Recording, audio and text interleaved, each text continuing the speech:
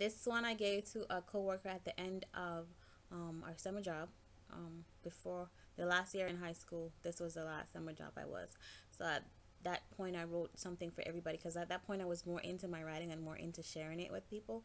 So I had wrote something for every single one of the coworkers that I had worked with, and this is one that I shared. And you'll get how the person is from the way that I wrote the poem. This is exactly how they were. They never let you, like, when I talked about it in the manners video, if you watch my other series about who remembers good manners, because that is not existent a lot today, especially with the younger generation.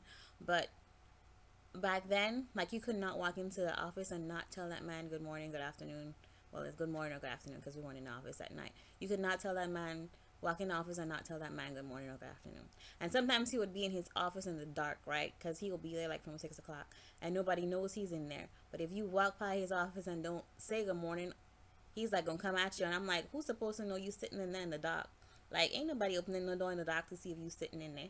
But that's how he was. Like, if he was in the dark sitting, he expected you to come open the door and tell him good morning. So that's what I'm talking about when I'm talking in the other video about who remembers manners. Like, that's the type of manners you had growing up then. Like, you told everybody good morning or good afternoon, whether or not they were sitting in the dark. Like, they expected you to still come in and say good morning. So let's just get to it. You never let me not say hi.